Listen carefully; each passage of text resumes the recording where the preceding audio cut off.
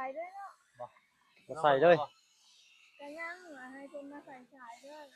โอ้เพิ่นว่าเพิ่นมาเบิ่งอันนี้ก่อนมาเบิ่งอันนี้เบิ่งอ่านมาใกล้ว่ามันใกล้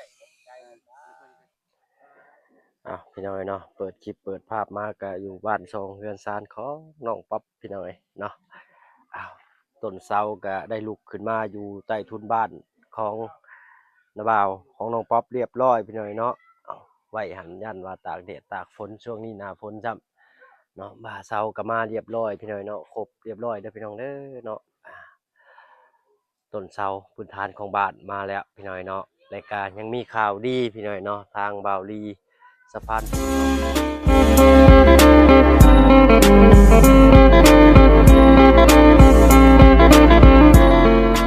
กับตักทายได้พี่น้องเด้อเนาะกับตักทายสบายดีผู้ใหญ่ใจดีแล้วก็ FC เบิร์ดทุกท่านที่เข้ามาชมช่อง YouTube เอาเพิ่งเคยหลายคือเก่าพี่น้อยเนาะวันนี้เข้ามาอัปเดตเทือนซานบ้านซองของน้องป๊อปปี้ว่าซั่นซะเนาะพอดีมีข่าวดีทางบ่าวลีสะพานพุทธเฮาพี่น้อยเนาะสิมาเข้าไฟฟ้าให้น้องป๊อปเพิ่นเสียก่อนเนาะในคอมเมนต์ก็คือว่าหลายอยู่พี่น้อยเนาะเข้าไฟแล้วก่อนนี่ก็ดีเลยพี่น้อยเนาะเพราะว่าสร้างเพิ่นมาลงมือเฮ็ดกบไม้ไซไม้นี่ก็สิได้มีไฟฟ้าใช้พี่น้อยเนาะ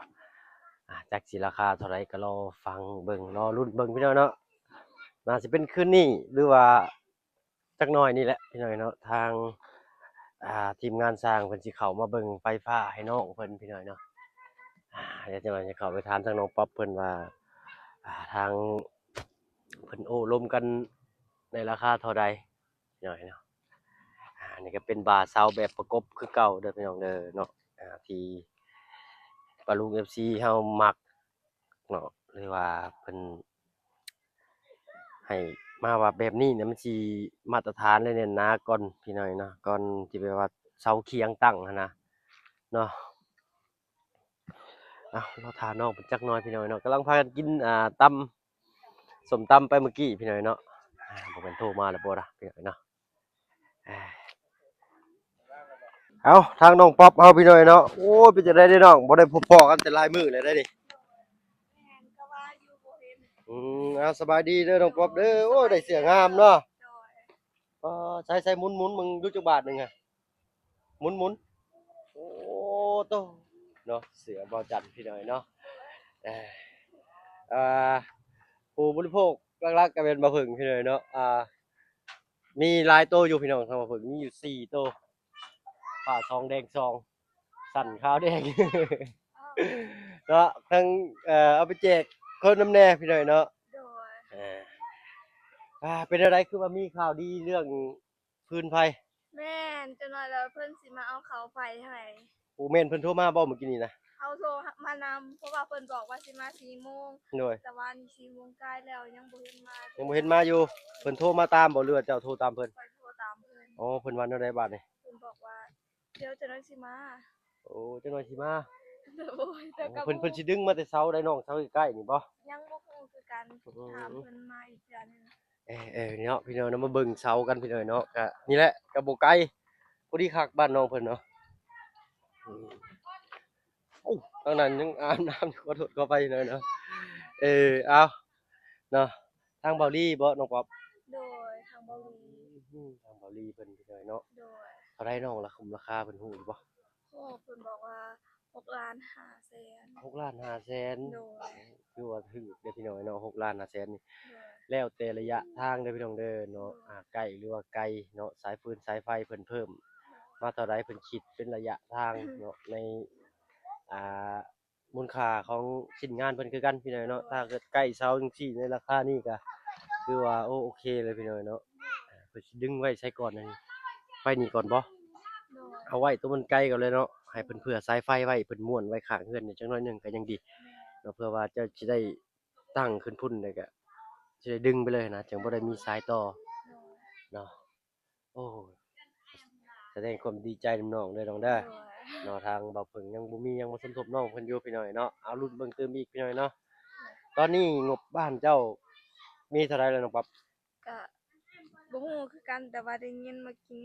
บ่ได้บ่ประมาณ20ปลายนี่บ่หรือว่า30ประมาณ30ปลายเนาะประมาณนี้พี่น้อยเนาะ30กับ20ปลาย 30กับ20ปลายประมาณนี้พี่น้อยเนาะยังบ่อันนั้นปานใดทางว่าเพิ่นก็บ่ได้เอามาอัปเดตบ้านน้องเพิ่นจะดนเลยได้อพี่น้อยเนาะโอ้2อาทิตย์ได้เลยได้เนาะเพราะว่าทางอ้ายกลับบ้านไป2เทื่อแล้วพี่น้อยเนาะยังบ่ได้แวะเวียนเข้ามาอยู่เป็นได้เมื่อกี้กินตำแซ่บบ่ แซ่บ โอ้ยข่อยเริ่มสิเจ็บท้องแล้วข่อยบาดนี้ กัน อ่อนท้อง ฮ้อนท้องห้องน้ำแล้วบ่มีบ่ แม่ โอ้ตัวข่อยสิแล่นไปป่าได้เด้บาดนี้เนาะมีไผแหน่น้องป๊อบเข้ามาหามื้อนี้ มีแต่ผู้เดียวเบาเสียงแล้วก็มีตู้อ้ายกับเบาจันเขา โอ้ทางเคยหลากับเบาจันพี่น้อยเนาะพอดีไปเบิ่งเจ็ดบ้านน้องแดงพี่น้อยเนาะเด้ไผมาล่ะผู้ โดย โตเพิ่นมาแจ้งข่าวดีไปจักน่ะ บ่ เนาะ มาเบิ่งไฟ มาเบิ่งไผ โดย ทางนั้นเพิ่นก็มาเบิ่งไผคือกันพี่น้อยทางอาจารย์ลาวแล้วก็ทางว่าวุฒิสารวัตรเพิ่น โดย เนาะเอ้ยเนาะเอารอท่าเพิ่นอีกจักหน่อยพี่น้อยเนาะบ่แม่นมาแล้วบ่จักน่ะ เพิ่นมาเพิ่นสิโทร โอ้เขาเพิ่นมาเพิ่นสิโทรมาสร้างไฟนี่เพิ่นมาแต่บ้านได้น้องป๊อบฮู้บ่ อยู่บ้านดง อยู่บ้านดงนี้ในโค้งอะเนาะ โดย โตเสาที่ไผเอามาซอยเจ้าน้องนี่ คนอยู่บ้านมีหยองซอย โอ้โตเอามาได้จักมื้อแล้วนี่ ประมาณ2-3มื้อนี้ ไม่เป็นของนาบ่าวจ้ะเนาะ นอนเป็นธรรมดา 2 4 6 8 2 4 6 8 9 ใช่เสาหนึ่งเอ้าคือเห็น8เสา ว้า อ๋อพูดดิแอบอยู่ในพี่น้อย ต้องเสียนหาเนาะนึ่งข้าวนึ่งน้ำเรียบร้อยมื้อนี้เนาะทั้งน้องชายไปใช่มื้อนี้ น้องชายไปเฮ็ดเวียก อืม ว่าเดี๋ยวเพิ่นเมืองกันอยู่ โดยใช้มานั่งพี่มาเนาะมานั่งโอ้ลมน้องเพิ่นจักหน่อยหนึงพี่น้อยเนาะยืนหลายเลือดสิลงคาบ่แม่นบ่ถือสายไฟมันพู บ่แม่นหรือว่า คนอยู่บ้านเจ้า อันว่าไปช่างกอบพี่น้อยเนาะเฮือนคนในบ้านนี่บ่นี่ โดย อ๋อเฮือนเป็นหลังใหญ่เนาะ โดย อ๋อต้น เฮียง ใหญ่เองเสาจากต้น15บ่ 12 12ต้นฮู้จักเพิ่นอยู่บ่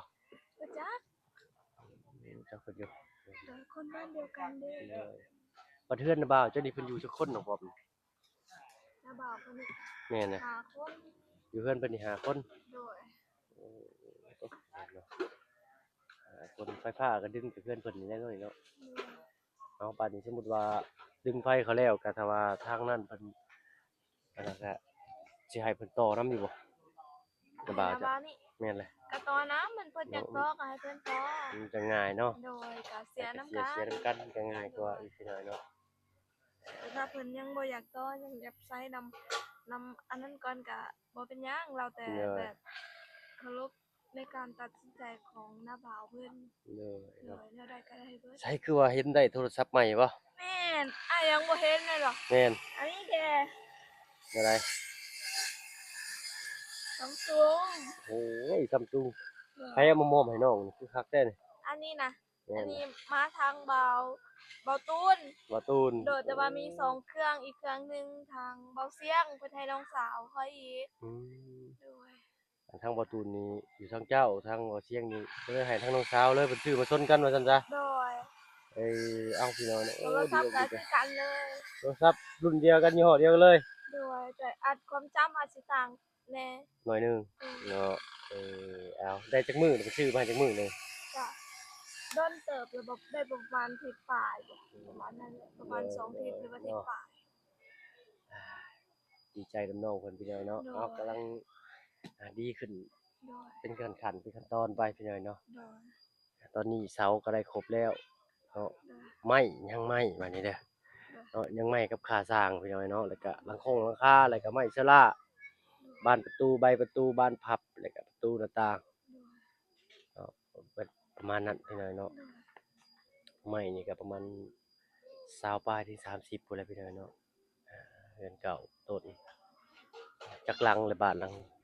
2หลังเลยพี่น้องเด้อเนาะอยู่บ้านสกีนี่เนาะมี2หลังตอนที่บ่าวบุญเพิ่นเข้ามาเฮ็ดอยู่บ้านหลังนั้นเจ้าก็เห็นอยู่บ่ ก็เห็นอยู่แต่ว่าบ่เห็นแต่ว่าบ่กล้าแบบว่าเ บ่กล้าว่าเข้าไปหรือว่าไป ไปเบิ่งนั้น โดย อืมเอ้ย ตอนแรกเมื่อแต่เฮ็ดเวียกก็นั่งอยู่ก็เฮ็ดอยู่ เห็นอยู่ โดย เนาะคิดในใจอยู่บ่เพิ่นบ่ได้เด้สิเฮาสิมีบุญวาสนาเคยคิดบ่ บ่เคยเลยเพราะ อื ว่าม เพราะว่าช่วงนั้นหั้นข้อยย้าน ญาติ แม่นขนาดข้อยเห็นทีมงานมาจังซี่ล่ะคนหลายเด้แบบ อะ ข้อยย้าน ญาติอะคุมื้อนี้ได้บ่ญาติบ่ มื้อนี้บ่ย้าน บ่ญาติแล้ว โดยแต่ว่าแต่กี้หั้นคันข้อยเห็นคนหลายจังซี่แล้วข้อยสิย้าน อืมอ้าวแรกๆนี่ไผเข้ามาเห็นจ้ะเนาะ เบาบุญ บ่าวบุญสารวัตร โดย คือว่าแล้วเนาะทางบ่าวบุญสารวัตรเข้ามาบ้านน้องนี่บ้านพ่อน้องแอนนาเพราะวันบ้านพ่อน้องแอน โดย เนาะมาชดช่วยเรื่องโอเพศห้องหมอให้น้องเพิ่นเนาะยื้อชีวิตน้องเพิ่นไว้ก็โอ้ดนเติบได้พี่น้อยเนาะ โดย แต่ก็ยื้อน้องเพิ่นไว้ได้บ่ถึงปานใดก็ โดย จากไป โดย เนาะเอ้าบ่เป็นหยังขอแสดงความเสียใจนำครอบครัวเพิ่นพี่น้อยเนาะก็ โดย น้องเพิ่นก็ได้ไปเกิดบ่ดีถึงสุขแล้วแหละพี่น้อยเนาะหลังจากที่เฮาปรับหน้าดินมันนี่โล่งสะอาดแล้วเนาะ โดย ตอนขึ้นมาแรกๆนี่เข้ามาได้แต่ซ้ำนี้พี่น้อยเนาะเข้ามาได้แต่ซ้ำเดินนี่เพิ่นยังบ่ได้เทือน แม่ แนมเข้ามาข้างในนี่โอ้แบบหกแห้งแบบว่าบ่มีทางเข้านะกับเข้าได้แต่ทางบ้าน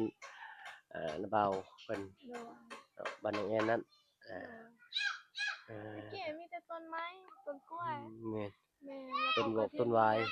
โอ้เปลี่ยนไปหลายแฮงพี่น้อยเนาะสภาพแวดล้อมถ้าว่ามีการปลูกสร้างเกิดขึ้นเนี่ยจุดใดคือกันพี่น้อยเนาะทุกสิ่งทุกอย่างบนโลกมนุษย์นี่มนุษย์เป็นสิ่งที่อันตรายที่สุดพี่น้อยเนาะแบบว่าเฮ็ดได้ทุกอย่างว่าซั่นซะ แม่ ไปบุกเล็กบุกค้างก็แม่นเหียนดอนล้อเขาอะบุกผู้พาป่าไม้ก็แม่นเหียนแม่นโกนเขาเลย แม่ เพราะว่าเป็นอาณานิคมอยู่ไสนี่เป็น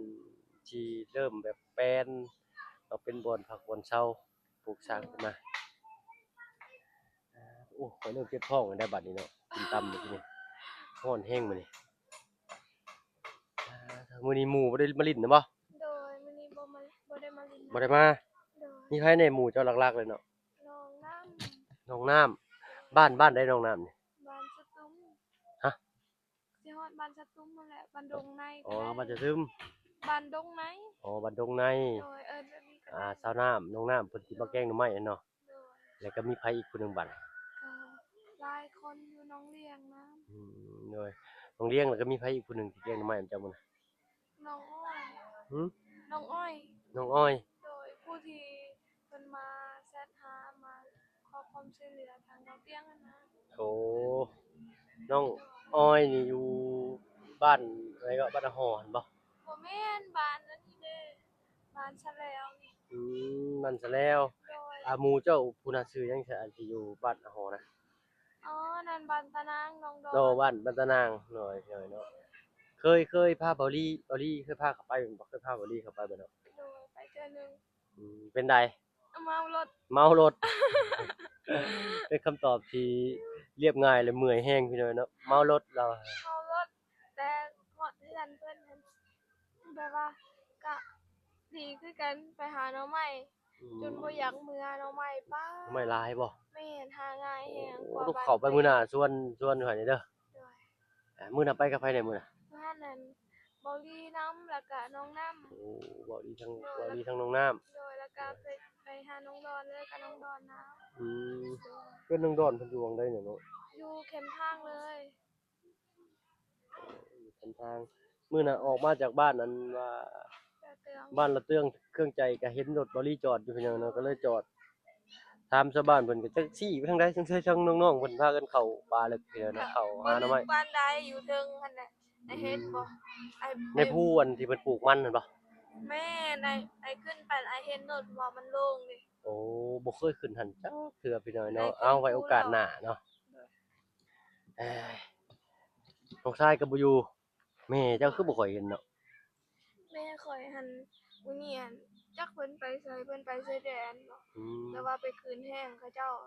โอ้เพิ่น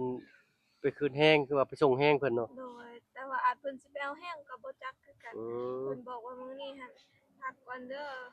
มื้ออื่นก่อนจึงไปมื้อนี้แม่สิไปชายแดน เด้อเพิ่นไปชายแดนไปเอาแห้ง หนึ่ง มันจะไปฮอดไสแล้วมันจะ มันข่อยตัวนี้หั่นบ่ เด้อ ก็ ตายเบิด ตายเบิด โอ้ บางตัวบ่ตายก็ออกอยู่ เฮ็ดได้บาทนี่พอสิได้ขายอันชื่อเขาจักสอบอยู่บ่บาดในปีนี้ โอ้ เนาะ โหคือกัน แล้วแต่ปีเด้อพี่น้องบางปีมันหัวใหญ่ก็มีน้อยก็หัวใหญ่ ตัวนี้ บาง ก็ ปี ไป มัน รับ มี จ้ รายก็หัวน้อยก็มีไปรับจ้าง เด้อ โอ้เนาะเอา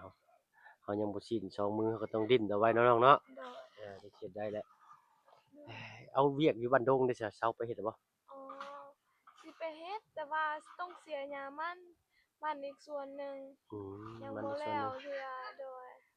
เนาะ แต่เราคิดว่าแล้วก็แล้วเห็นเพราะว่ามันยังแบบว่ายังบ่ทันได้ใหญ่พอสมควรเด้ เนาะ แต่ถ้าให้มันใหญ่พอสมควรแล้วเฮาก็เฮ็ดบ่ทันเด้นี่เฮาก็ค่อย ได้ เฮ็ดค่อยเฮ็ดไปบางมื้อเฮาอยากพักก็พอได้พักผ่อนแบบว่าบ่ได้หินฮ้อนนั่นน่ะแบบเพราะว่ายังบ่ทันได้ใหญ่เติบปานนั้นเพราะว่าโห อืม พอดีเฮ็ดด้วย มันที่ว่าอันสองภาคทางหั่นบ่ แม่ โอ้หรือว่ามีอีกบ่ได้มีอีกบ่ ก็ก็มีอยู่แต่ว่าของนาบาวแต่ว่านาบาวให้เฮาเด้ น้าบ่าวเพิ่นให้เอาเบิ่งแยงเอาเนาะ โดยนี่นาบาวเพิ่นตัวนี้แหละ เพิ่นไปเฮ็ดบ่อนอื่นบ่น้าบ่าวเจ้า โดยแต่เพิ่นก็ให้แม่ค่อยปลูก โอ้ยขอโทษพี่น้อยเนาะ โดย เอ้าคันซั่นก็ทางบ่เพิ่งสิขอตัวลำลาก่อนพี่น้อยเนาะห้องคอยท่าทางทางไผเพิ่นมานี่ยังบ่มาเด้อพี่น้อยเนาะแนมอะไรก็ยังบ่มา แม่ เบิ่งทางลุงจันทร์เพิ่นสิพาไปทางอื่นบ่ได้ได้เนาะฟังเบิ่งก่อนพี่น้อยเนาะเพิ่นน่าสิได้เข้าไปหาอ่าแม่ลูกอ่อน โดย ลูกติดอยู่บ้านหนองแดงพี่น้อยเนาะเพราะว่าผัวขับไสไล่ส่งโอ้ยเห็นแล้วก็เป็นตาสงสารพี่น้อยเนาะไปคันซั่นทางอ้ายไปก่อนเนาะพอกันคลิปหน้า โด นี่ ยขอบใจ สบาย เด้อ ดี โดยขอให้เดินทางปลอดภัยเด้อขอพระเจ้าอวยพร เล สบาย ย ดี สบายดีจ้ะไปพี่น้อยเนาะโอ้ยเอาให้ทางอาจารย์ลาวกับทางพระบุญเพิ่นรอท่าทั้งสร้างไผเพิ่นก่อนเนาะเด้อม่วนเอาโอ้